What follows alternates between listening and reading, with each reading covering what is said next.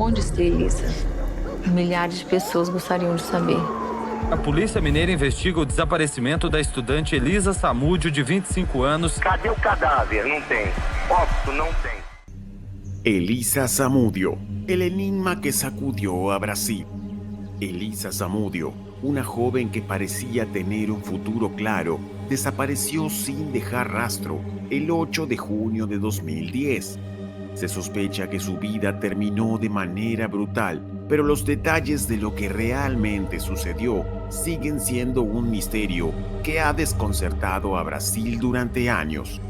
Su nombre ha estado ligado a uno de los casos más polémicos del país, y aunque algunos creen saber exactamente lo que pasó, la verdad sigue estando lejos del alcance de la mayoría. A lo largo de los años ha habido múltiples versiones, especulaciones y testimonios que pintan un cuadro inquietante, pero nunca completo. Lo que comenzó como una disputa personal terminó siendo una incógnita envuelta en silencios y omisiones, como si en realidad todos conocieran algo tan macabro e inimaginable que no se atreven a decir en voz alta.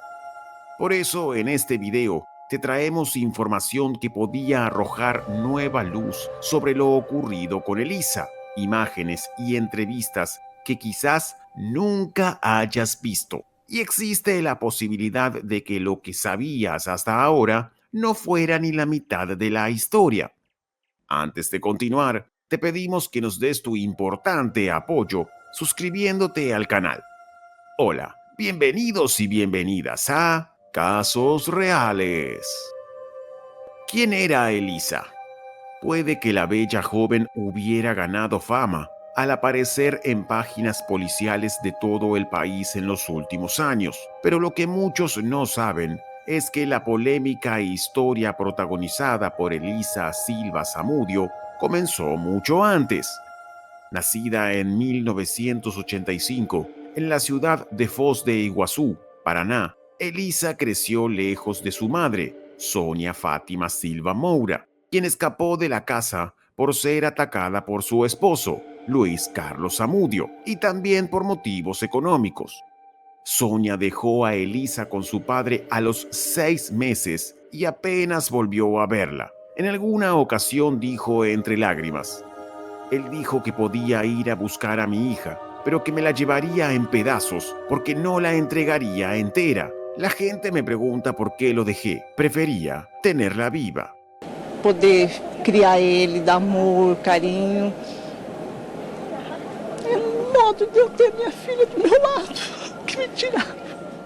Al cumplir la mayoría de edad, la joven de cuerpo esbelto, piel clara y cabello negro dejó su casa y se fue a Sao Paulo, probablemente escapando de un padre que la acosaba, pero también para perseguir el sueño que tenía desde los 13 años: ser modelo. Pero debido a la falta de dinero y los pocos contactos, dicen que tuvo que trabajar en la noche, ofreciendo sexo a cambio de dinero para mantenerse. Durante ese tiempo, cuentan que hizo algunas películas para adultos y participó en una productora erótica para sobrevivir. En cuanto a su vida amorosa, ella fantaseaba con casarse y tener una relación estable con algún futbolista. Desde joven le apasionaba ese deporte, y aunque ya había sostenido algunas relaciones con jugadores y había conocido a varios importantes como Cristiano Ronaldo, no sospechaba que en ese mismo mundo encontraría su final. Cuenta regresiva. A los 25 años su vida comenzó a enredarse en un conflicto que cambiaría su destino. Su hijo, que apenas había cumplido 5 meses en junio de 2010, era el centro de sus preocupaciones. El bebé había nacido en febrero de ese año, fruto de una relación breve pero intensa con el futbolista Bruno Fernández, quien en ese momento era el arquero estrella del Flamengo, uno de los clubes más importantes de Brasil. La relación entre Elisa y Bruno nunca fue estable. Según relatos, comenzó como una aventura pasajera, pero rápidamente se complicó cuando la modelo quedó embarazada. Durante los meses siguientes, Elisa se enfrentó a constantes advertencias, actos intimidatorios, mientras intentaba que Bruno asumiera su responsabilidad como padre y pagara su pensión alimenticia.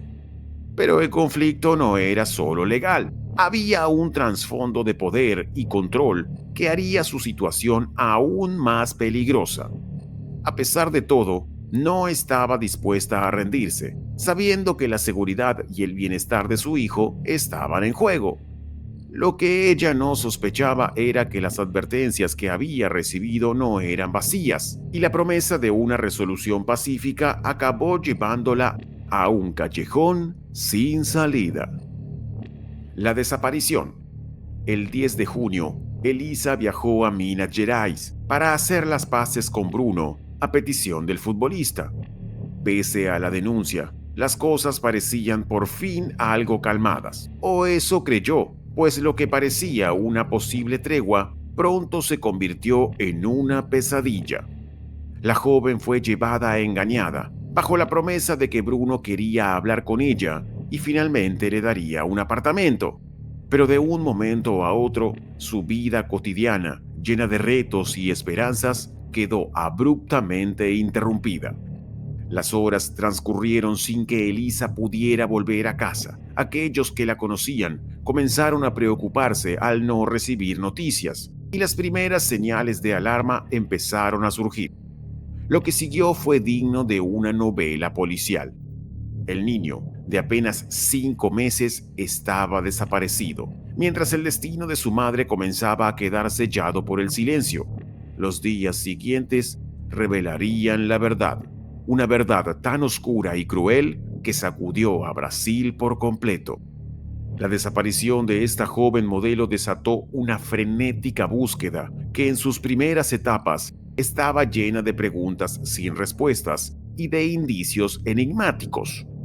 Las autoridades rápidamente se movilizaron, estableciendo un operativo intensivo para localizar a Elisa. La investigación inicial se centró en las últimas ubicaciones conocidas de la joven y en los testimonios de sus amigos y familiares. Sin embargo, pronto se descubrió que las pistas eran escurridizas y las respuestas parecían siempre un paso adelante de la justicia. Los esfuerzos de búsqueda se extendieron por diversas regiones, pero a medida que pasaban los días, la esperanza de encontrarla con vida comenzó a desvanecerse. El caso entonces se tornó más complejo. Las autoridades comenzaron a enfocarse en las conexiones de Elisa con figuras influyentes y los detalles de sus últimos días se volvieron más intrincados. Las versiones de los testigos y las evidencias recolectadas comenzaban a formar un verdadero rompecabezas, pero las piezas cruciales del caso seguían ocultas. Los investigadores no solo se limitaron a su búsqueda física, también se sumergieron en el análisis de las redes sociales y las comunicaciones de Elisa. Pero incluso con toda esta actividad, el destino de la joven seguía siendo un misterio angustiante. Aún así, en medio de la incertidumbre sobre su paradero y el de su pequeño hijo, el joven futbolista y principal sospechoso negaba todas las acusaciones en su contra. Se presentaba ante la prensa rezando porque Elisa y el niño aparecieran y continuaba participando en los partidos de su equipo frente a 80,000 personas como si nada. Entonces, el 24 de junio, una llamada anónima lo cambió todo. En ella alertaban a la policía que alguien había terminado con la vida de la joven, sus ropas quemadas y su cuerpo ocultado en una finca del futbolista en Esmeraldas, Minas Gerais.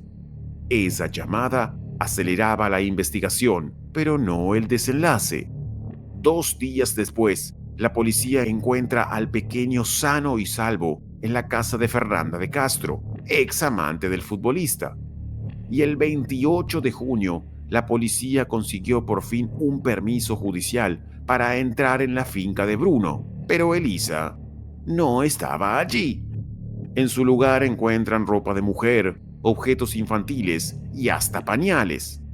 todo y nada a la vez, ya que no fue hasta que los peritos encontraron rastros de sangre en un Range Rover del propio jugador que lograron confirmar todas las sospechas. El famoso futbolista estaba involucrado en su desaparición y posiblemente él mismo le había quitado la vida. El vínculo fatal. En este punto, la brutal historia ya había acaparado todos los medios de Brasil, quienes seguían de cerca cada nuevo hallazgo, mientras relataban una y otra vez cómo había comenzado el romance que terminó en un hecho triste y lamentable. Y es que, desde el primer encuentro, todo parecía indicar que aquello estaba destinado al fracaso. No se sabe bien cuándo ni cómo se conocieron. Según la joven, fue en una barbacoa a finales de 2008 o principios del año siguiente, pero según el entonces capitán del Flamengo, fue un poco más tarde, a mediados del 2009, y en una fiesta en casa de un compañero de equipo, Paulo Víctor, en el que participaron otros jugadores del club carioca. Tal parece que ni siquiera se ponían de acuerdo en cuál había sido el origen de su amorío, aunque lo que es seguro es que era un verdadero escándalo, pues el futbolista en realidad estaba casado con Dayan Rodríguez. Lo cierto es que, de aquel encuentro, según las versiones, ella quedó embarazada, y el portero, crecido en una ciudad dormitorio cerca de Belo Horizonte, en Minas Gerais, negó que fuera suyo y terminó su relación repentinamente. Hasta aquí podría haber sido la desafortunada historia de una paternidad no deseada, pero las cosas no quedaron allí. El 13 de octubre de 2009, cuando estaba cursando el 5º mes de embarazo, la tensión entre ambos creció cuando la modelo presentó una denuncia ante la policía, diciendo que el arquero y sus amigos, Russo y Macarrao, la llevaron contra su voluntad y la obligaron a tomar sustancias abortivas. También los acusó de haberla golpeado e incluso dijo que tenía un arma apuntándole a la cabeza por parte del propio Bruno. En ese momento, Elisa se dio cuenta de que estaba en verdadero peligro. A ello se sumaba que la modelo habría concedido una entrevista a un medio brasileño en la cual reveló las advertencias que recibía por parte del jugador de que iba a quitarle la vida por no querer abortar. E o que ele levou seu, Bruno? Tá com meu RG, meu CPF e meu certidão de nascimento. E essa não foi a primeira vez não que ele te ameaçou? Não, deixa contra mim, eu vou atrás de você, vou atrás das suas amigas, vou matar todas as suas amigas. Ele estava indo direto lá na sua casa? Não? Não, do nada. Nunca mais te procurou? Nunca mais, desde quando eu saí do Transamérica que ele estava pagando. A pesar de lo crudo de sus palabras, no hubo ninguna repercusión seria sobre el deportista y todo siguió como si nada. Unos meses después, el niño nació y la joven, firme en su decisión de exigir justicia, inició una demanda de paternidad. La confesión. El 6 de julio de 2010, la policía detuvo a un adolescente de 17 años en la casa del futbolista Bruno Fernández, en la exclusiva zona de Barra de Tijuca, Río de Janeiro. En el interrogatorio, el joven, primo de Bruno, no pudo soportar la presión y terminó confesando algo escalofriante, un plan que lo vinculaba directamente con el secuestro de Elisa Samudio. Según el adolescente, por órdenes del futbolista, él y Macarrao, amigo cercano de Bruno, habían engañado a Elisa para encontrarse con ellos bajo la falsa promesa de realizar una prueba de ADN. En lugar de eso, la llevaron a una finca en Minas Gerais, donde la situación rápidamente se tornó aterradora. Durante el trayecto, Elisa sufrió un violento ataque que dejó una prueba clave en el coche: rastros de sangre, que más tarde serían la prueba definitiva de que le habían quitado la vida. Al día siguiente, la obligaron a contactar a una amiga para mentirle, asegurándole que todo iba bien y que recibiría un apartamento en Belo Horizonte. Sin embargo, la realidad era mucho más oscura. Para ese momento, El plan había ido demasiado lejos y Bruno, temeroso de las consecuencias, decidió que la única salida era deshacerse de Elisa. Por ello accedió a pagarles 3 millones de reales, cerca de 1.4 millones de dólares. El testigo reveló que esa misma noche ambos fueron a casa de un ex policía convertido en sicario, Marcos Aparecido, y lo que ocurrió a continuación fue tan cruel que las palabras apenas logran describirlo. El hombre terminó con la vida de Elisa con sus propias manos. Luego, en un acto aterrador, alimentó a sus perros Rottweilers con partes de su cuerpo para hacerla desaparecer.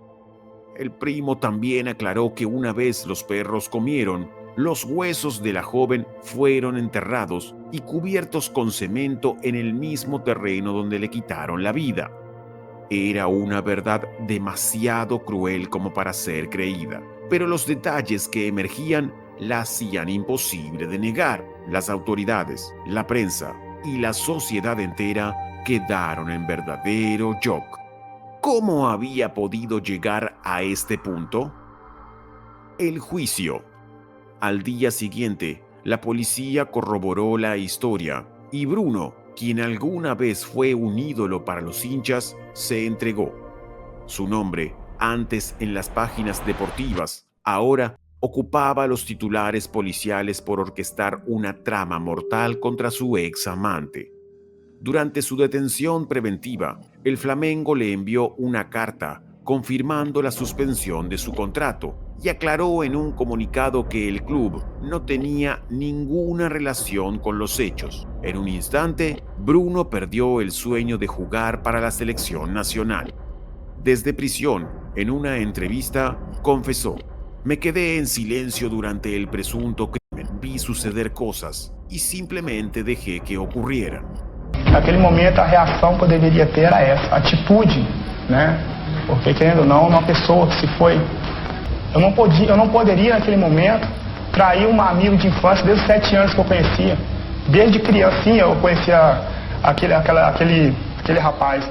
En 2013, tras un largo juicio, Bruno fue condenado a 22 años y 3 meses de prisión por terminar con la vida de la joven, privarla de su libertad y por el ocultamiento del cadáver, además de haber sido acusado de secuestrar a su hijo. También fueron condenados Marcos Aparecido dos Santos, alias Bola, como autor material del hecho, Luis Enrique Romao, Macarrao y Fernanda de Castro, ex amante de Bruno, ambos como cómplices. La policía brasileña cerró así un caso que se comparó con el de O.J. Simpson por el impacto mediático y la impunidad que rodeaba a una estrella del deporte. Un inesperado capítulo. Los años 2016 y 2017 estuvieron marcados por 2 hechos profundamente indignantes. Bruno se casó con su nueva pareja, la dentista Ingrid Calleiros, en la prisión de Minas Gerais, en la que cumplía condena, y en febrero de 2017, solo 7 años después de que él terminara con la vida de Elisa Zamudio, la justicia brasileña le permitió salir de la cárcel y seguir su proceso condenatorio en libertad, porque los abogados consideraron que sin que se presente el cuerpo de la víctima, no puede ser acusado de homicidio. Mientras muchos aún exigían justicia, la noticia de su liberación anticipada generó un escándalo que resonó en todos los rincones del país. Para los familiares y amigos de Elisa fue una bofetada, una señal de que la justicia había fallado una vez más, y las críticas no tardaron en llegar. Tal vez lo más indignante fue que, además, Fernández firmó un contrato de 2 años con el club de segunda división, Boa Sporting. Al conocer la noticia de su salida, la madre de Elisa, quien estaba a cargo de Bruno, el hijo de Elisa, le dijo a la prensa que temía por su vida y la de su nieto. Él dejó la cárcel riéndose de la sociedad, de la justicia. Él es una persona fría, Si mi hija tuvo que sortear todo tipo de ataques cuando tenía a mi nieto, ¿qué será capaz de hacer ahora? Y agregó, él va a acabar lo que comenzó hace 10 años. Él es libre y mi nieto y yo somos prisioneros. Es bastante injusto. Bruno volvió a jugar un partido de fútbol el 8 de abril de ese año, pero el 25 del mismo mes, después de 4 encuentros más, el Tribunal Supremo de Brasil determinó que el portero debía volver a prisión. Finalmente, en julio de 2019, logró conseguir un régimen semiabierto y se radicó con su esposa en Bariña, ciudad de Minas Gerais. Tuvo varios intentos de regresar a su vida profesional en distintos clubes y hasta la intención de convertirse en coach deportivo para enfocarse en el desarrollo mental de deportistas de élite y equipos de alto rendimiento. En una entrevista posterior dijo, lo que pasó, pasó. Cometí un error, uno serio, pero los errores ocurren en la vida. No soy un mal tipo. La gente trató de enterrar mis sueños por un error, pero le pedí perdón a Dios, así que sigo con mi carrera. Mientras tanto, los fiscales del caso nunca encontraron el cadáver de la modelo, y él, probablemente, nunca cumplirá la totalidad de su condena. Final. Elisa Zamudio no tuvo la oportunidad de ver crecer a su hijo, de realizar sus sueños o de dejar atrás los miedos que la rodeaban. Su vida fue truncada por una red de mentiras, ambiciones y violencia que se cobró lo más preciado, su futuro.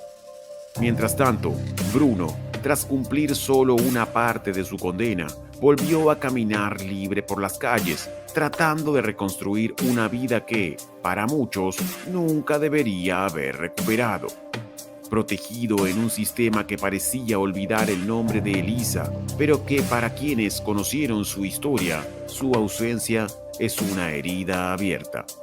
Pero al final, a diferencia de quienes la traicionaron, su nombre no se desvanecerá con el tiempo. Elisa fue silenciada, pero su historia jamás lo será. Hasta acá el video de la semana. Espero te haya gustado y te pido por favor que nos des tu apoyo suscribiéndote al canal y dejando tu like y tu importante opinión en la caja de comentarios. Si Dios quiere, nos veremos la próxima semana en Un Caso Real Más.